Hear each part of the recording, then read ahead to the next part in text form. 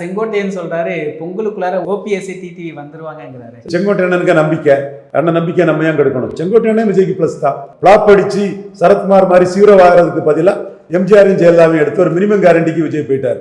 Minimum guarantee MGR Jayalalithaa minimum guarantee, ஸ்டண்டும் record டான்ஸும் minimum guarantee தானே. எந்த படத்துக்கும் கர்ணன் படத்துக்கு ஒரு மினிமம் கேரண்டி உண்டு இல்ல? மினிமம் கேரண்டி தான் எம்ஜிஆரையும் ஜெயலலிதாவையும் தூக்கிடுறது. சீமான் டூ ஆர் டை, அவர் ஃபார்ச்சூன் ஃபேவர்ஸ் தி பிரேவ், போல்டான லீடர். விஜய் மாதிரி பயந்து கோலத்தனமான தலைவர் கிடையாது.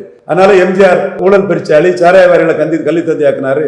எம்ஜிஆர் மேனன் ஜாதிவாரி கணக்கெடுப்பு நடத்தினா மேனனுக்கு எண்ணிக்கை தமிழ்நாட்டில் என்னன்னு தெரிஞ்சு அவர் எக்ஸ்போஸ் ஆயிடுவாருன்னு முத்தரையர், யாதவர், செங்குந்தர், உடையார், விஸ்வகர்மா போன்ற அகமுடையார் போன்ற பல சமூகங்களுக்கு, பரவலா வாழக்கூடிய தமிழ் சமூகங்களுக்கு சமூக அநீதியை அழைச்சிட்டு போயிட்டாரு 40 ஆண்டுகளா எம்ஜிஆர். மன்னார் நாவிதர், குயவர், போயர் ஓட்டர் போன்ற அந்த சமூகங்களுக்கும் எண்ணிக்கை பரவலா இருக்கக்கூடிய வண்ணார் நாவிதர், குயவர் போன்றவர்களுக்கும் எம்ஜிஆர் அநீதி அழைச்சிட்டு போயிட்டாரு. ஜாதிவாரி கணக்கெடுப்பு நடத்தாம தமிழ் சமூகங்களுக்கு பெரும் தீங்கை செய்துட்டு போயிட்டாரு எம்ஜிஆர் அப்படின்னு எம்ஜிஆரை சீமான் அடிச்சு நொறுக்கிறாரு. விஜய் மினிமம் கேரண்டிக்காக எம்ஜிஆரையும் ஜெயலலிதாவையும் தூக்கிட்டு போறாரு. இதுதான் ஃபார்ச்சூன் ஃபேவர்ஸ் தி பிரேவ். இப்படிதான் கமலஹாசனை சீமான் தாண்டினாரு.